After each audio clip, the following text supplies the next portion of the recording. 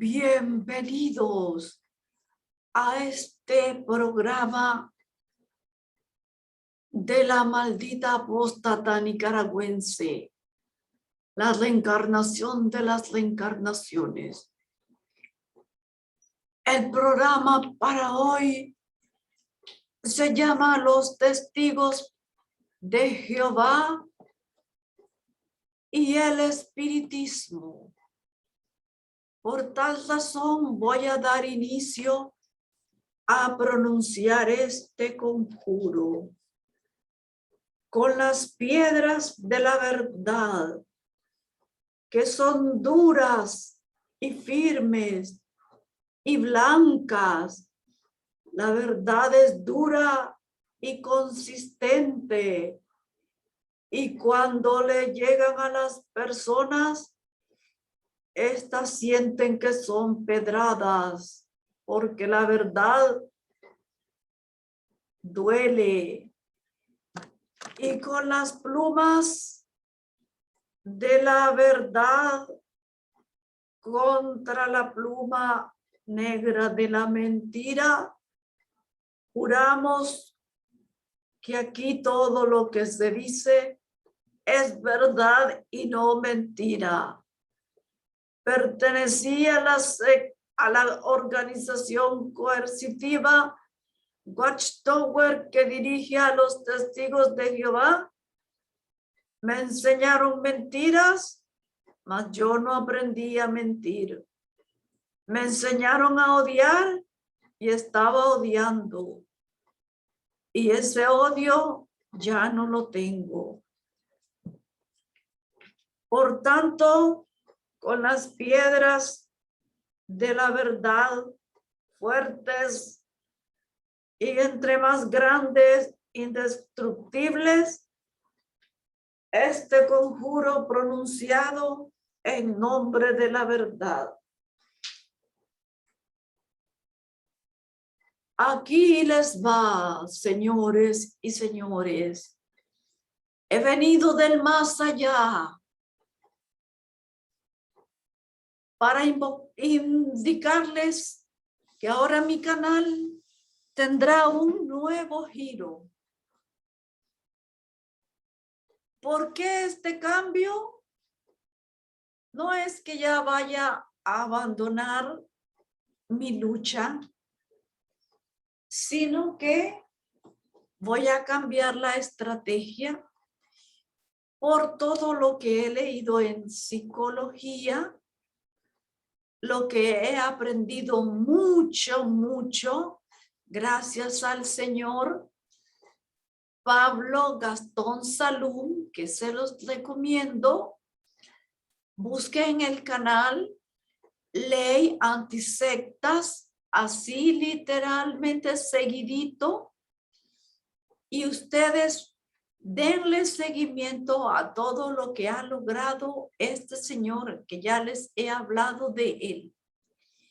Para ganar esta lucha contra estas organizaciones coercitivas, debemos de evitar la confrontación, no dirigirnos a ellos con palabras despectivas, no dirigirnos a ellos con imágenes despectivas.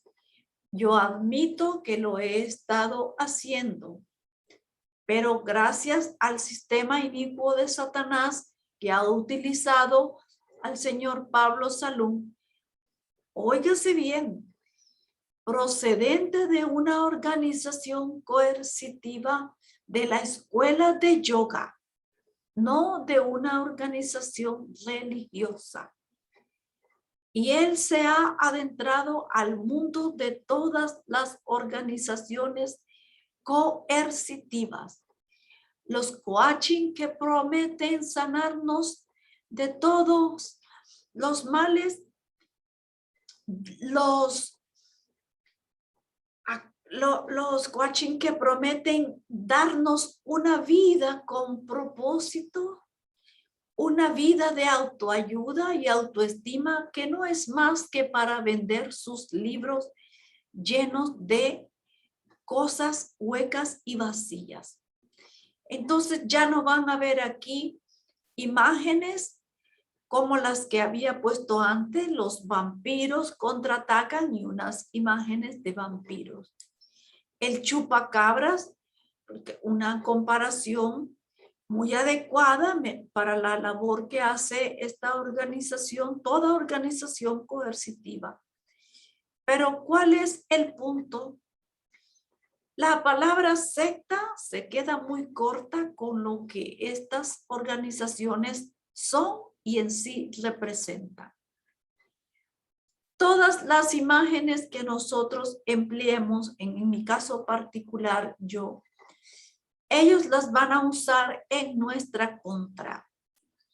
El habla confrontativa lo van a utilizar en nuestra contra y nos pueden hacer acciones legales en contra nuestra. Y nosotros no tenemos dinero para afrontar demandas de alto valor contra esa organización que representa la séptima fortuna del mundo. Entonces, ¿cómo va a ser la lucha? Exponiéndolos a ellos con sus prácticas, exponiendo testimonios de víctimas. En mi caso particular, a diferencia de muchos activistas, como el señor Salum, que tiene testimonios de gente de muchas organizaciones coercitivas, lógicamente Nicaragua es muy pequeña comparada a Argentina y con la población de Argentina. Y con otros activistas de otros países donde la población pasa las decenas de millones. Y yo aquí soy la única en Nicaragua, no he encontrado a otro por mucho que he buscado. Las personas me han contactado para decirme su historia, pero no quieren aparecer en el canal. Vamos a denunciarlos con los testimonios vivientes de las víctimas. Así que yo solo cuento con mi experiencia vivida allí, que durante mis programas yo se las he ido transmitiendo, pero no se las he dicho de una sola vez, de una sola sentada. Una persona me escribió diciéndome que quería contar su historia. Yo le dije, pues que sí, pero me dice que, le dije, a ver cuándo organizamos la reunión mediante Zoom y la subimos al canal. Me dijo que estaba bien. Luego me escribió diciendo que ella la iba a escribir. Y yo estoy esperando a que me la escriba. Entonces las víctimas tienen miedo. Y con miedo, señores, no podemos ganar esta lucha que es justa. Primero debemos creer que es justa. Despojarnos de ese miedo. Y cuando hay personas que están denunciando, las otras víctimas cobran valor y se suman a la denuncia. Y así vamos ganando presencia. Porque esta organización es tan poderosa que le ha hecho 3 demandas a la Asociación Española de Víctimas de los Testigos de Jehová. Lo hizo con su secretario, Enrique Carmona, con su presidente, después, y a toda la asociación en su conjunto. Y para su desgracia se le va a volver un boomerang, porque la señora que compareció en el juicio de la Comisión Australiana se les ofreció de manera gratuita apoyar a la Asociación Española. El señor que va a ayudarlos a la asociación. Es nada más y nada menos un experto en sectas, Miguel Perlado. Tiene un doctorado en eso. Otro, el abogado que los va a defender, Carlos Valdarrubia o Valdarrabío, no recuerdo el apellido. Entonces, no son con cualquiera con quienes se va a enfrentar. Pero aquí yo vivo en Nicaragua. Nicaragua no es España. Yo tengo el testimonio mío, que comparado con muchas personas es leve, pero ya les he dicho, la mentira, la manipulación mental que les he contado con mi ropa, ver el paraíso, otras cosas que oía allí, y las que veía hacia los pobres, hacia las mujeres, los discursos en los que rebajan a la mujer, palabras en las que se nos decía, citando de Efesios, no recuerdo la cita, somos esclavos que no servimos para nada. Y eso dale, que dale, que dale, que dale. Son palabras para bajarnos el autoestima. En mí no lo lograron. Una ventaja del conocimiento es que cuando uno entra a una organización con estudios, al menos a mí no lograron quitarme esa sed de conocimiento. No. Cuando yo oía una enseñanza disparatada, yo me quedaba así y con disimulo volví a ver hacia atrás para ver las reacciones del auditorio y decía, ¿solo a mí me están pateando el cerebro? ¿Qué pasa con los demás? Y no, una de dos. La ignorancia los hace actuar así, la repetición, acostumbrados a la mentira, o el intelecto muy pobre, porque como les he dicho, es el grupo religioso que tiene su composición de adeptos feligreses el más bajo nivel académico. Mi esposo dice que yo no mencione esto porque los estoy denigrando. No, es una realidad y una condena contra la libertad de los derechos humanos, a su libertad de decidir estudiar, porque son derechos que tenemos. Una vivienda digna. ¿Y cómo la vamos a obtener si no estudiamos? A informarnos de la fuente que nosotros deseemos, a tener el pensamiento político y religioso que deseemos. El día de mañana no quiero pertenecer a ninguna religión, me tengo que ir igual que entré y de ahí no es posible hacerlo.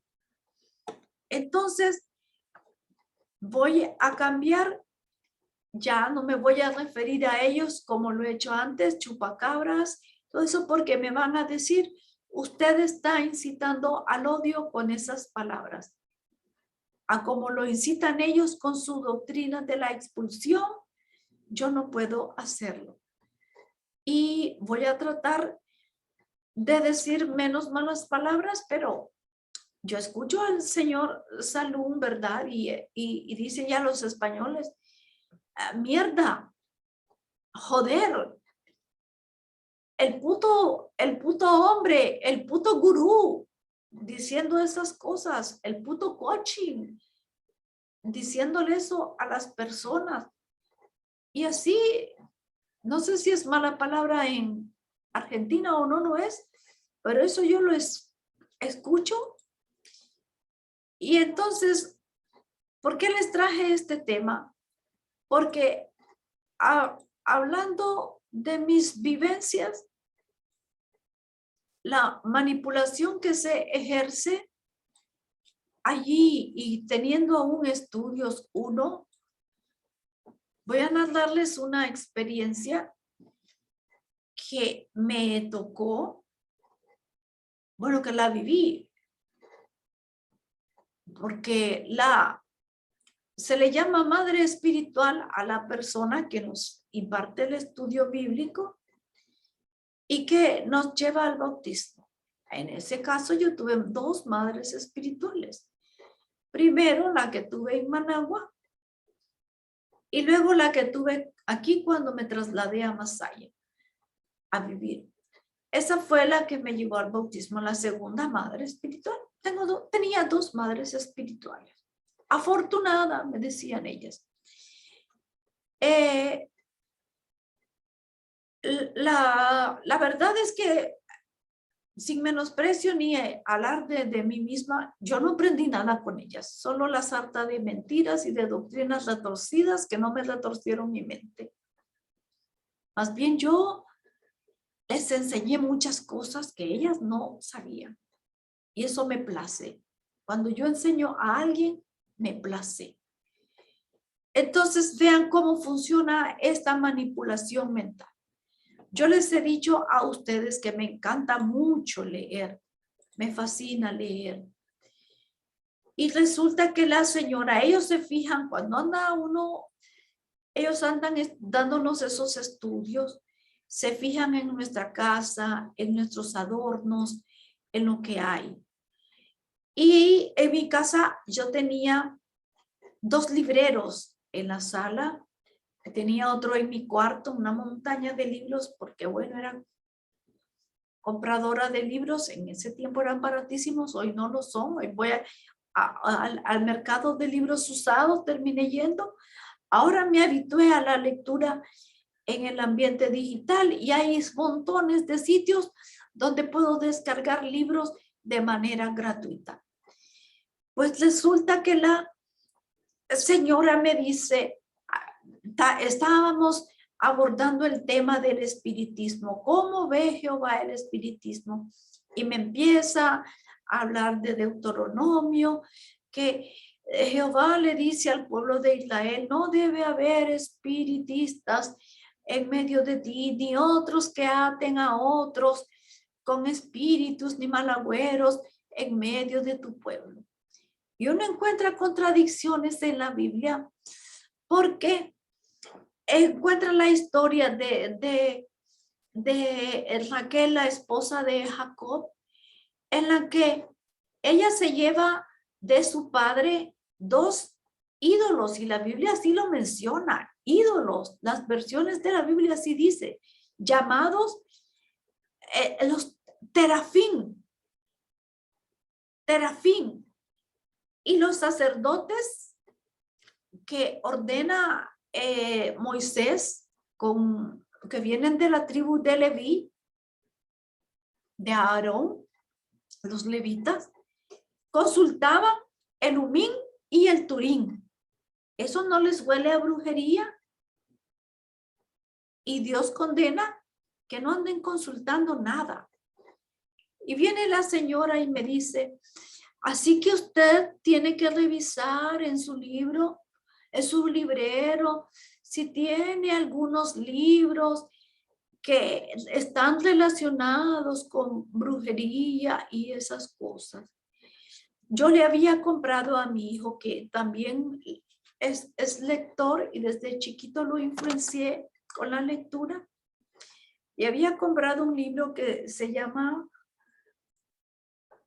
Piel de Gallina, que en Alemania una sobrina mía era adicta a esos libros. Ganze Haut se escribe en alemán y no sé si así se pronuncia. Y mi sobrina se los leía en una sola noche. Y entonces ella le leyó a mi hijo eso en alemán y a mi hijo le encantó. Y viene en Nicaragua, él buscaba en la librería Hispamer algo que hubiera en español y se lo compro el libro. Y viene la señora, lo ve porque había un programa en la televisión, en el Discovery Kid, existía el programa Escalofríos. que es otra traducción de esa expresión germana. Gänsehaut, piel de gallina, escalofrío. Que decimos, se me pone la piel de gallina. Y se lo compro el libro, ¿verdad? Y ahí salían episodios de eso y mi hijo lo veía y yo nunca le metí malicia respecto a eso ni el miedo. Como hacen muchas mamás en Nicaragua. Uy, ahí viene el mono. Jamás hice eso. Para que mi hijo no tuviera miedo. Entonces la señora vio esos libros. Lógicamente, si no, no me hubiera pronunciado eso. Ya habíamos terminado ese tema y ella, dele, que dele, que dele. Que la casa se podía posesionar de espíritus, se podía llenar de espíritus. Satanás aprovechaba cualquier momento para eso. Y que recordara que Jesús, cuando fue bautizado, fue tentado por Satanás.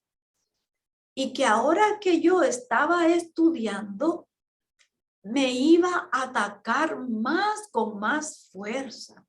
Y dele que dele. ¿No tendrá usted algún libro?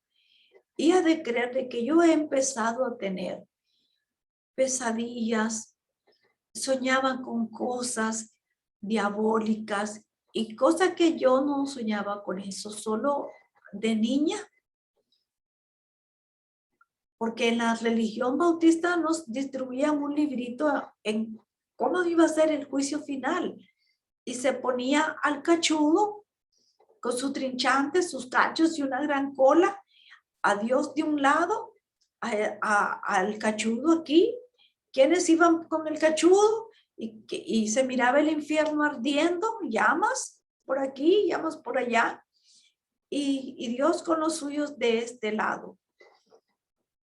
Y lógicamente la fila del diablo era más grande que la de Dios por aquello de muchos son los llamados y pocos los escogidos. Entonces la señora miró este libro que yo les presento aquí. El gato negro. El gato negro. Voy a ubicar el ratón para que ustedes lo vean. El gato negro, aquí. El gato negro. Del escritor, ay no sé cómo hacer para que se vea mi mano. Del escritor estadounidense Edgar Allan Poe. Le llaman a él el rey del suspenso.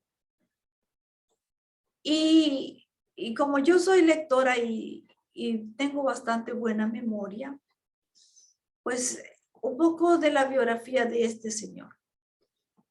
Edgar Allan Poe fue un hombre que vivió en la orfandad. Quedó huérfano, perdón, pero un tío de él se hizo cargo. Muy inteligentísimo. Un fenómeno que ocurre mucho en las personas inteligentes. Mi esposo es muy inteligente y adicto al alcohol, pero es un ajedrecista brillante. Y entonces, Edgar Allan Poe fue criado por su tío muy adinerado, le pagó estudios universitarios y todo, y él se dedicó a escribir. Tenía una psicología brillante y a él nadie lo ha igualado. Y él escribe El gato negro, que aquí les voy a hacer una sinopsis que encontré en el internet, en San Internet, la tecnología del cachudo, porque como la tecnología no fue creada por los testigos de Jehová, por la organización verdadera, y ya sabemos que el que no está en la organización verdadera está en la organización de Satanás. Por lo tanto, la tecnología es del cachudo.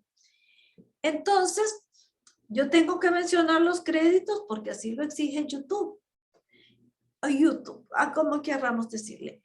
Lo tomé de aquí, aquí yo estoy registrada en este sitio, es gratuito, pero lo tengo que mencionar. Aquí tomé la imagen porque es casualmente el libro el que yo tengo, que se los voy a mostrar. el gato negro. Casualmente esto. Y le voy a hacer la sinopsis. Un joven matrimonio lleva una vida hogareña y apacible con su gato, hasta que el joven empieza a dejarse arrastrar por la bebida.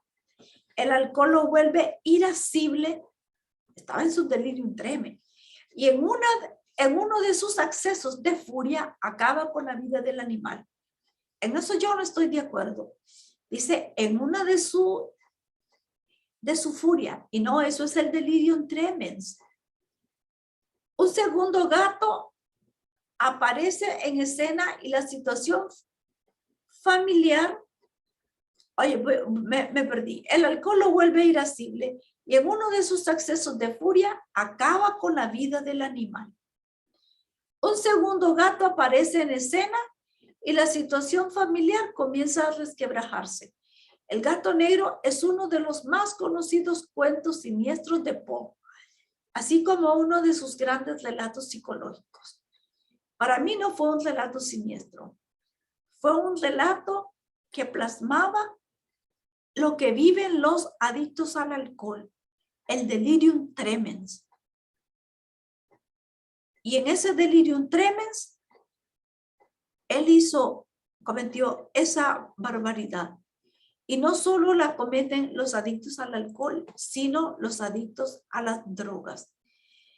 Hubo un caso aquí en Nicaragua de un joven que confundió a su mamá con una cepa de chahuite, así le decimos nosotros a la planta de los bananos, banana, plátanos maduros, qué sé yo.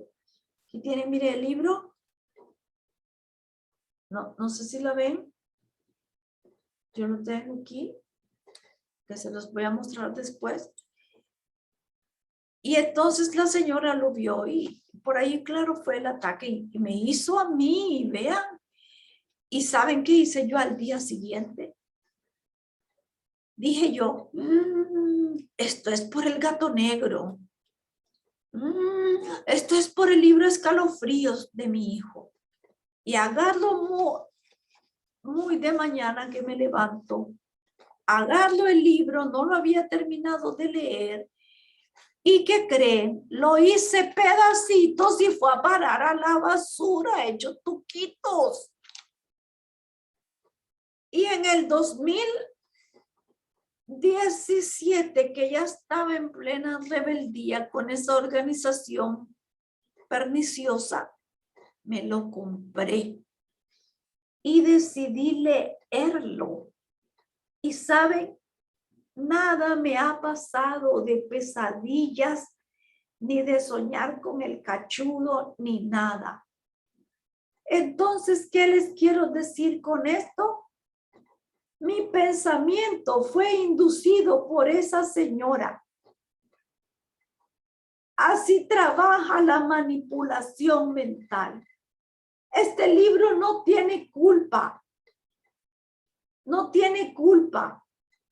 Las víctimas somos captadas.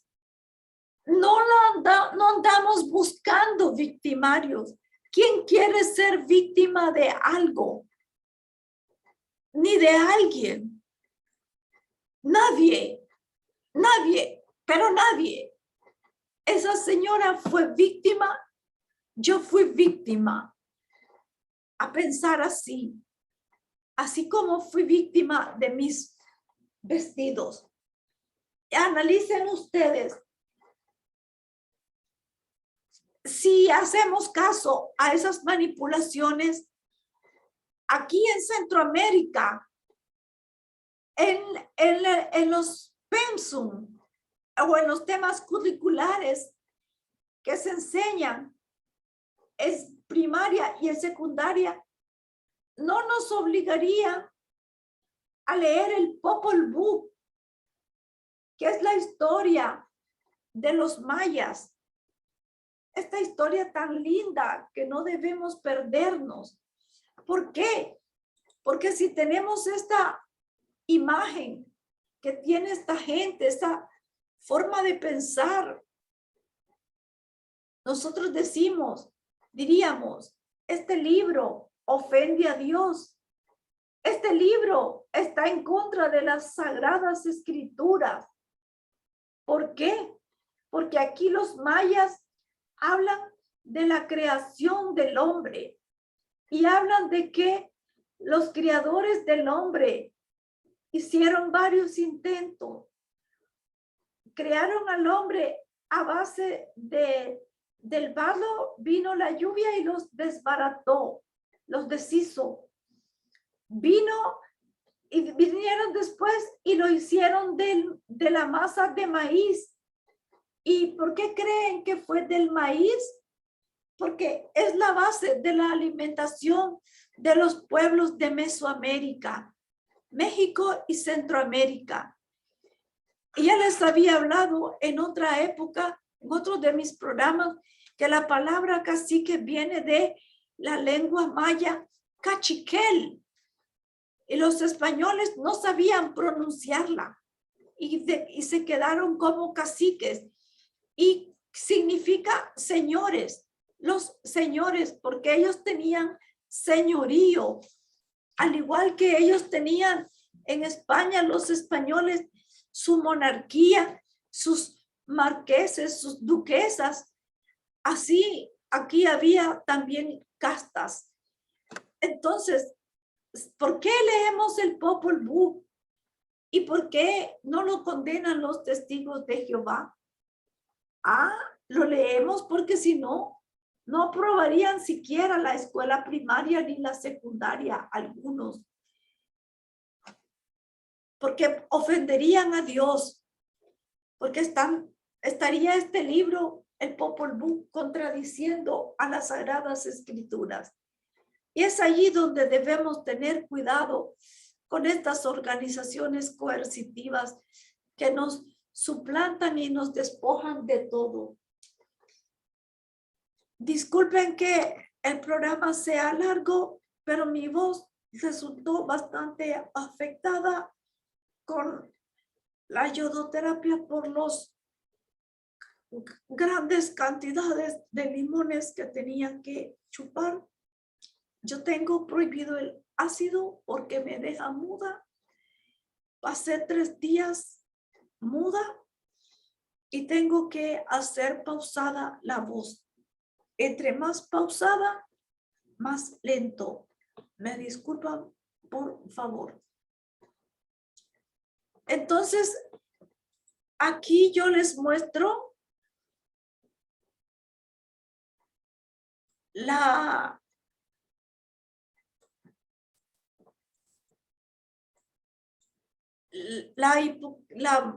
lo pernicioso de esta organización. Miren, gente de varias culturas. Aquí están los afrodescendientes. Afrodescendientes nos referimos a aquellos que han descendido o descienden de las razas del continente africano por su color de piel, por su cabello característico ensortijado. Cuando ellos llegan a penetrar esa cultura, les roban la identidad y hay unos grandes conflictos con ese despojo que ellos no lo narran, esos famosos anuarios donde ellos, al igual que imitando a los apóstoles que dejaron escrito su actuar en el libro de los Hechos y la carta del apóstol Pablo, las 13 cartas paulinas, ellos lo imitan porque ellos dicen ser el apóstol moderno de Jehová. Entonces, esos encontronazos no lo cuentan, pero les generan muchos problemas a la gente donde llegan con esa su doctrina. Y déjenme mostrarles el sitio de ellos. Voy a compartirles la pantalla. Lo que yo encontré.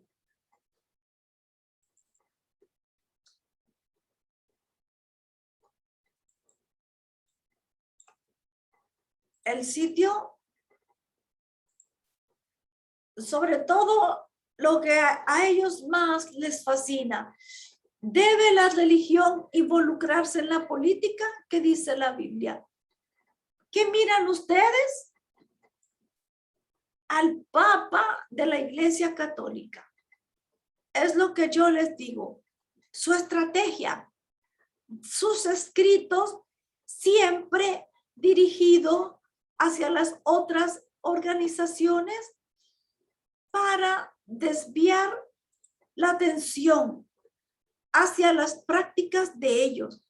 No se fijen en las nuestras, fíjense en esas. Es allí la doble moral donde debemos tener la perspicacia, ver más allá de lo que ellos quieren hacernos ver. Ahora aquí, fíjense el sitio. ¿Qué tiene de malo el ocultismo? Los jóvenes preguntando eso, ¿qué tiene de malo el ocultismo? Porque si a usted le miran una pulsera, a mí me gustan mucho las pulseras como estilo hippie, y me miraban con esas pulseras, eso es diabólico. Un novio de mi sobrina que vive en Alemania nos trajo una pulsera y llevaba un ojo, que es un ojo que representa, según la cultura esotérica, que sirve para aislar las cosas malas. Pero a mí me gustaba la pulsera y para mí ese ojo no representaba nada. ¿Por qué voy a quitármela? Estaban encima de mi pulsera y no les di gusto. Y está este estudio de la Atalaya. ¿Valoramos nuestra herencia espiritual? Y escriben aquí, ¿qué creían los habitantes de Babilonia sobre los demonios y los dioses? Los habitantes de Babilonia no solo creían en sus dioses, sino también en los demonios y el espiritismo. Según cierto libro, creían que los demonios enfermaban a la gente. Por eso oraban a sus dioses y les pedían que los protegieran de los demonios. Seguimos en la misma. Señores, la ciencia no estaba avanzada. ¿Por qué siguen manteniendo esa enseñanza en el siglo XXI? En el siglo XX que nació esta religión. Los babilonios mencionan lo bueno de los babilonios. Enseñaron la multiplicación, enseñaron la escritura, inventaron un sistema de escritura. Eso no lo enseña, esos avances. Inventaron la rueda los babilonios. Todas las cosas a lo que no encontraban explicaciones los seres humanos lo atribuían a cosas que ellos no se lo explicaban. Y los historiadores posteriores le llamaron espiritismo. Y entonces venimos y hacemos condena de esto. Y estamos en pleno siglo XXI y seguimos condenando eso. Que fue Babilonia la que transportó todas esas creencias a los demás países del mundo. Y ahí salió todo eso. Ya no vivimos en esa época y ellos dele, que dele, que dele. Machuca, que machuca, que machuca, que machuca. Hasta volverlo a uno estúpido. Y siempre lo mismo. Según cierto libro, les he leído que el sistema del cachudo exige para que nuestros escritos tengan respeto y credibilidad, que mencionemos quién dijo eso, cuándo lo dijo, en qué libro, y citemos, lo escribamos allí, o al menos parafraseado, supracitado, o insertemos un pie de nota en el escrito, o lo pongamos completo allí, entre comillas, con sangría y digamos, y ellos no. ¿Cómo vamos a creerlo según cierto libro? El demonio que llegó a enfermarme a mí fue esa primera madre espiritual que llegó a decirme, ese libro, esos libros, ella le echó una ojeada a mis libros y vio porque yo los libros que mantengo, que voy a leer, los mantengo así a la vista para que no olvidarme que son esos los que voy a leer. Y los que tengo en fila en la cama, ahí los tengo, el que estoy leyendo, el que voy a leer, y en el librero estaba el que me tocaba leer. Ella me enfermó enseñándome eso. ¿Quién es el enfermo? ¿Quién llega a enfermar a quién? Y llegan a África a decirles eso. Enséñales a leer mejor. Enséñales a enfrentar la pobreza en mejores condiciones, estudiando, no condenándoles sus prácticas que no le hacen daño a nadie.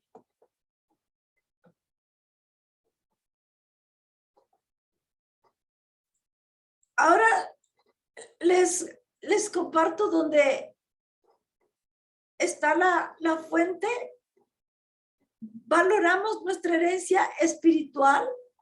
Este fue un estudio de la Atalaya de febrero de 2013 en lenguaje sencillo. ¿Para qué? ¿Para qué hacen eso? ¿Cuál es la estrategia? Miren, no ande gastando su dinero en esos libros. Compren las publicaciones de nosotros. No gaste en el gato negro, porque es del cachudo. No gaste en eso.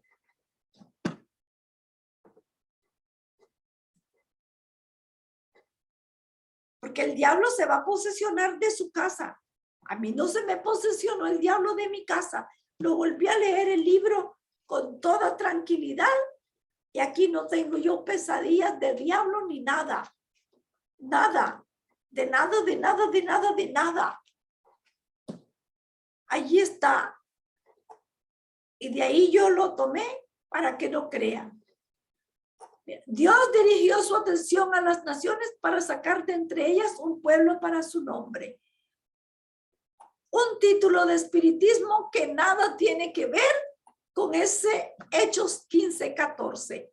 Un texto fuera de contexto que se los voy a leer para que no digan la maldita apóstata hablando mentira. Simeón nos ha contado con todo detalle la primera vez que Dios dirigió su atención a las naciones para sacar de entre ellas un pueblo para su nombre. Esto es una referencia basada en Deuteronomio. Y ahora,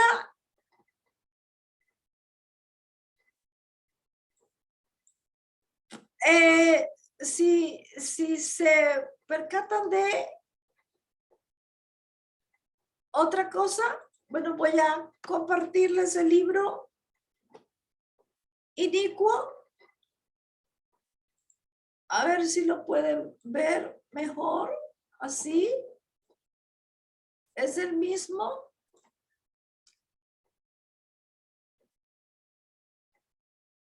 A veces tiene sus ventajas usar el fondo virtual y otras veces no, porque no puedo mostrarles el libro bien. Yo no lo veo. El gato negro, ahí lo pueden ver ustedes que lo tengo en mis manos y a mí no me ha pasado nada y en mi casa no me ha pasado nada. Estoy mejor, estoy más feliz. El gato negro y otros cuentos. Me di el placer de leerlo completo. Y el Popol Vuh, que se lo pidieron a mi hijo para la escuela, al igual que a mí cuando cursé la secundaria. Y entonces yo se lo compré a él, a mi hijo, y quedó fascinado al extremo que su monografía de bachillerato lo hizo sobre la cultura maya. Fueron tan inteligentes que ellos fueron los creadores del cero. No existía el cero. en la época antigua. Los mayas fueron los que lo crearon. El calendario más exacto del mundo fue el de los mayas, el más preciso.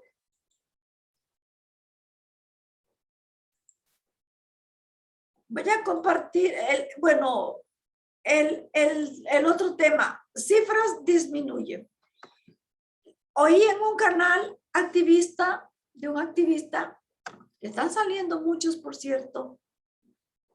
Cada día están dejando muchas personas la organización, donde dice que en el anuario del 2020 aparecen las cifras en las que la organización va menguando, ya hay menos miembros.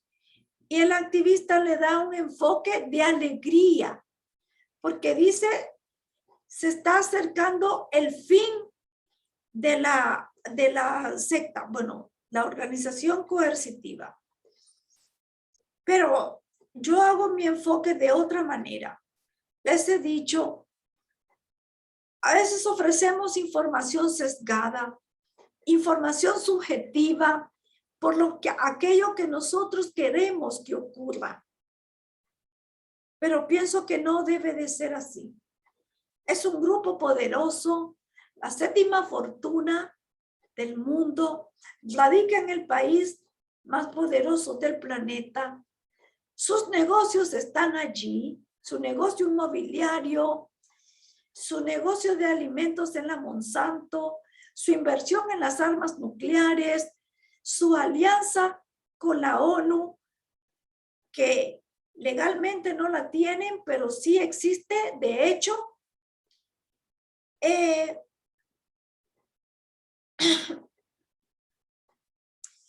Su inversión en bolsa de valores estadounidense está allí. Entonces no va a desaparecer. Ellos, ¿por qué están poniendo las cifras disminuyendo?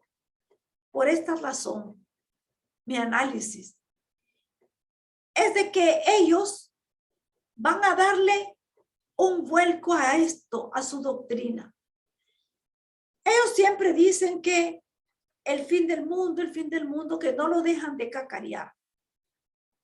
Y Mateo 24:14, que es algo en lo que basan su doctrina también, dice en la versión de ellos, de traducción del Nuevo Mundo, y estas buenas nuevas del reino serán predicadas en toda la tierra habitada para testimonio a las naciones.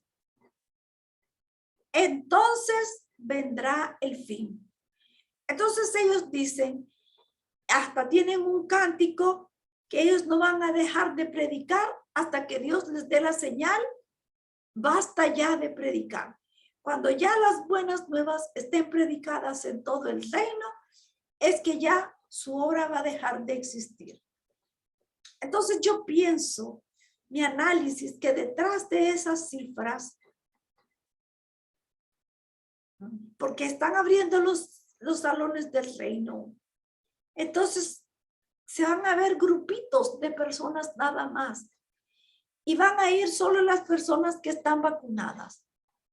¿Cómo van a ser la gente de Cuba, donde solo existen las vacunas que ellos no permiten en su lista por ser un país socialista? Las de Rusia, bueno, ahí está proscrita. Las de China, donde no está proscrita. Entonces, las de Corea del Sur, donde está prohibido que ellos hagan el servicio militar y los encarcelan por eso. Entonces van a estar vacíos esos salones. ¿Y qué van a decir? Ya vamos a dejar de predicar porque es la señal de que Jehová ha dicho basta ya. Pienso yo. No sé qué ustedes pensarán. Todos deseáramos ver a las organizaciones coercitivas. Yo no encontré el anuario, por mucho que lo busqué, quizás hice una mala búsqueda, pero no lo encontré. Encontré los anuarios Anuario de los Testigos de Jehová 2020 en español. Me salieron los anuarios anteriores, mas ese no lo encontré. Busqué hasta la página 10. Anuario de los Testigos de Jehová para 1970. Y no lo encontré. Siempre en la última página aparece el crecimiento de la obra. Y aparecen números negativos. Aparecen cifras en las que no bajó ni subió. Se mantuvo estable. Aparece grande disminución en los Estados Unidos, la cuna de esa religión, organización disfrazada de religión con prácticas de organización coercitiva, porque realmente eso es lo que es. Y en Europa es donde hay más disminución. Y yo no encontré ninguna información. Sí les quiero leer dentro de su textos fuera de contexto. Los voy a introducir al contexto y a la coyuntura histórica en la que Jesús mencionó lo dicho en Mateo 24:14, lo registrado por el Evangelio según Mateo. Mateo era de la tribu de Leví, descendiente de los levitas. Los judíos eran celosos con su genealogía y él era recaudador de impuestos. Jesús no lo escogió por casualidad. Lo escogió porque los recaudadores de impuestos eran odiados por los judíos, por los fariseos, porque decían que servían al imperio romano y ellos estaban dominados en la época de Jesús por el imperio romano. ¿Qué clase de cristianos, verdad? Bueno, no eran cristianos. ¿Qué clase de personas que decían amar a Dios sobre todas las cosas y a su prójimo? Era de su misma tribu, ellos, de la tribu de Judá, del pueblo de Israel, porque era de los levitas, él, no de Judá, y lo odiaban. Por eso a los testigos de Jehová se les compara con los fariseos de la modernidad. Si usted no es testigo de Jehová, usted es pagano, cochino, inmundo, pecador impenitente sin redención, será destruido en Armagedón. Bien, partiendo enseguida, Jesús se iba del templo, pero sus discípulos se acercaron para mostrarle los edificios del templo, porque el templo fue reconstruido por Herodes. Esa fue la última reconstrucción. En respuesta, él les dijo: ¿no contemplan todas estas cosas? En verdad les digo, de ningún modo se dejará aquí piedra sobre piedra que no sea derribada.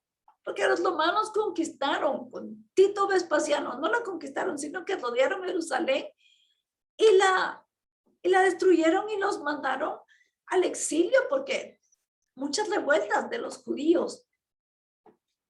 Estando él sentado en el monte de los olivos, se acercaron a él los discípulos privadamente y dijeron: dinos, ¿cuándo serán estas cosas? ¿Y qué será la señal de tu presencia y de la conclusión del sistema de cosas? Solo ellos le ponen sistema de cosas. En otras Biblias no van a hallar esa expresión. Ellos le están preguntando por un tema preciso. De esto que estás hablando, de que este templo va a ser destruido. Para ellos el templo era sagrado. Oye, nos están diciendo esto, de que va a ser destruido este templo. ¿Cuándo va a ser eso? Y la señal de tu presencia se refería a que él les había dicho en otras ocasiones: verán al Hijo del Hombre, este templo será derribado en 3 días, será derribado y en 3 días va a volver a ser reedificado, y verán al Hijo de Gloria venir en poder y gloria. Se refería a él como templo, a él como sumo sacerdote, ofreciendo su vida en sacrificio y resucitando al 3er día. Y eso daba inicio a una nueva etapa en la vida de aquellas personas que creían en Jesús. En contestación, Jesús les dijo, cuidado que nadie los extravíe, porque muchos vendrán sobre la base de mi nombre diciendo, yo soy el Cristo, y extraviarán a muchos. Ustedes van a oír de informes de guerras, Vean que no se aterroricen, porque estas cosas tienen que suceder, mas todavía no es el fin.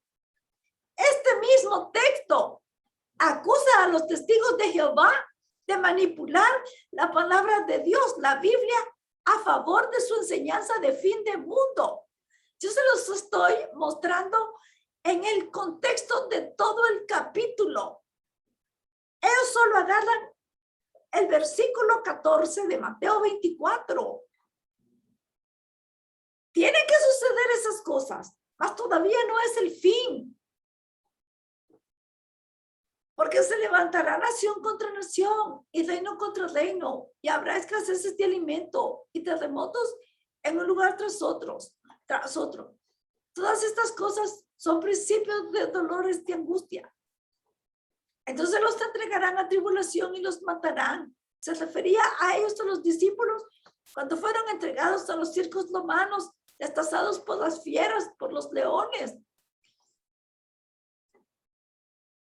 Entonces a muchos se les hará tropezar, se van a traicionar unos a otros, se odiarán unos a otros. Claro, el ser humano por la supervivencia llega hasta traicionar a otros.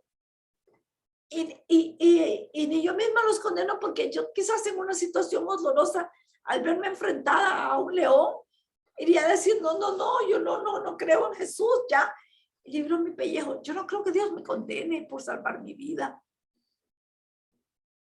Esto sí, lo creo a pie juntilla. Y muchos falsos profetas se levantarán y extraviarán a muchos, como ellos. Eso les cabe a ellos. Falsos profetas, anunciando un fin de mundo que nunca llega, un paraíso que nunca llega. En vez de que disfrutemos la vida, hay que darles nuestro dinero a ellos, a los niñitos. Sale la niña en sus vídeos de Sofía y Caleb, se quiere comprar la niña un helado. No, ¿se acuerda que tiene que irle a dar para que construyan salones del reino? ¡Qué maldad! Que disfrute esa niña su helado. Hasta a los niños les pervierten la mente.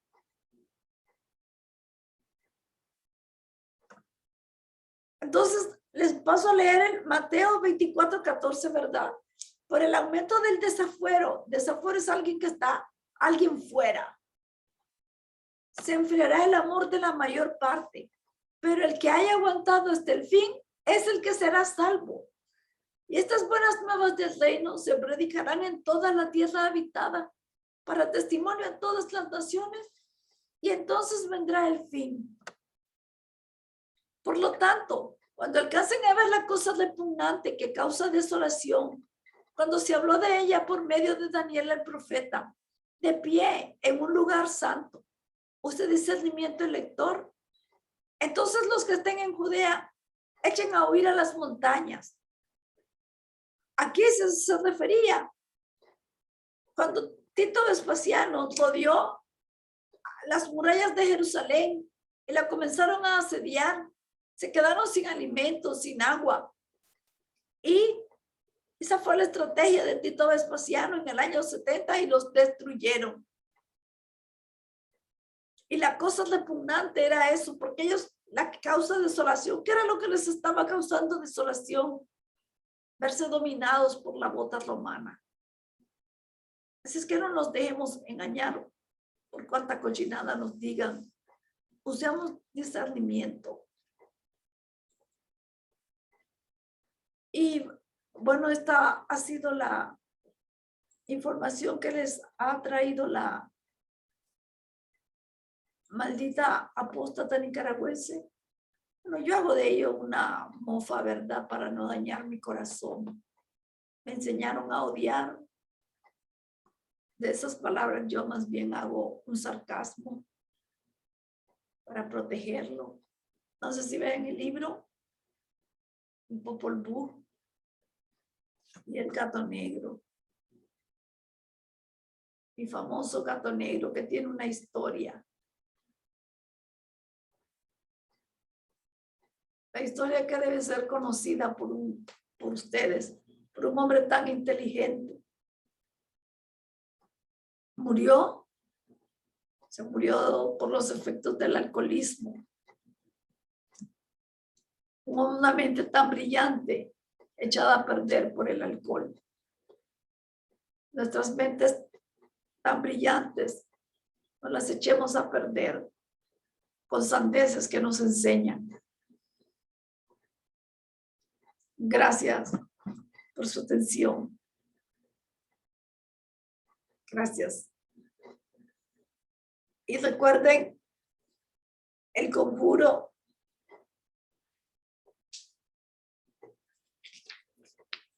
Las piedras fuertes de la verdad indestructible. Eso es lo que les quería mostrar antes de todo.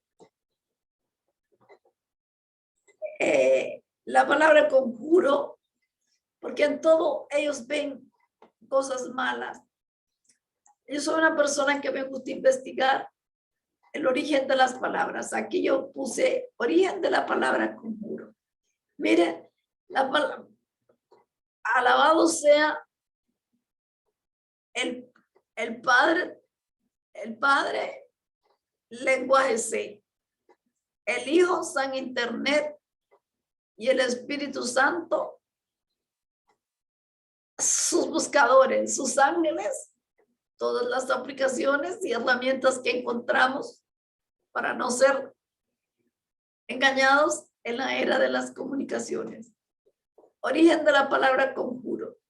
La palabra conjuro, y uno tiene que usar la lógica en esto. Juro con un juramento que se hacía con algo. Hasta en la Biblia sale. Juro por el Dios viviente que estoy diciendo la verdad. Un conjuro cuando uno está ante un juez, jura bajo la Biblia. Eso es un conjuro. Juro que voy a decir la verdad y pongo la mano en la Biblia. No como un mentiroso Geoffrey Jackson en el juicio de la Comisión Australiana. Juró sobre la Biblia y dijo una sarta de mentiras. La palabra conjuro está formada con raíces latinas y significa acción y efecto de ligarse a algo o a alguien mediante un juramento. Sus componentes léxicos, o sea, del lenguaje, son el prefijo con, que significa todo globalmente. Ius, derecho. Con ius, derecho. Are, con ius are, determinación usada para formar verbos, más el sufijo o, acción y efecto. O sea que se pronunciaría con ius areo. Con ius areo. Entonces de ahí vino y quedó en conjuro. Y aquí les muestro conjuro. La palabra conjuro está formada con raíces latinas y significa acción y efecto de ligarse a alguien o algo mediante un juramento. Sus componentes léxicos son el prefijo con, todo, globalmente, ius, derecho, justicia, are, terminación usada para formar verbos, más el sufijo o, acción y efecto.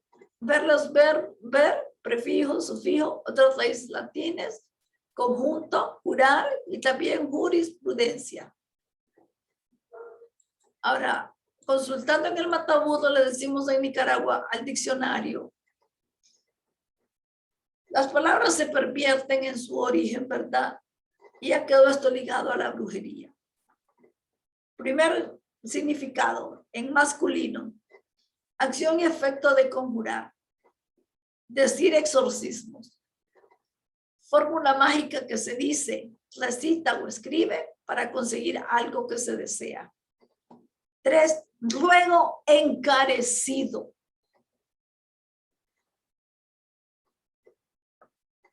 Al conjuro de, o sea, un ruego encarecido, algo que nosotros estamos pidiendo. Locución preposicional. a instigación de algo que mueve o estimula como un hechizo. Al conjuro de estos versos se levanta un enjambre de visiones. Y bien, la palabra magia está ahora asociada con también a cuestiones de brujería, pero magia se le daba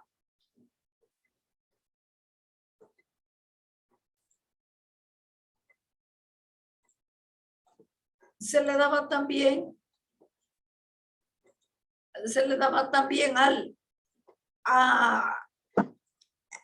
el nombre, el vocablo a las personas que tenían mucho conocimiento. De ahí viene la palabra magia. Y en Babilonia existía el Dlak-Mag. Dlak es una palabra que significa jefe. Van a encontrar ustedes las palabras Dlak-Sake, Dlak-Mag. Y ese prefijo Dlak significa jefe. Dlak-Sake era el jefe del ejército. Sake es ejército. Dlak-Sake y Dlak-Mag, jefe de los magos, el jefe de los adivinos, de los sabios. Esto ha sido la información de la apóstata nicaragüense que fue manipulada con el libro El gato negro y piel de gallina. La manipulación existe, no la menosprecien, por un mundo libre de mentes atormentadas. Digámosle no a las organizaciones coercitivas y colaboren conmigo para que hagamos testimonios. Hasta el próximo conjuro.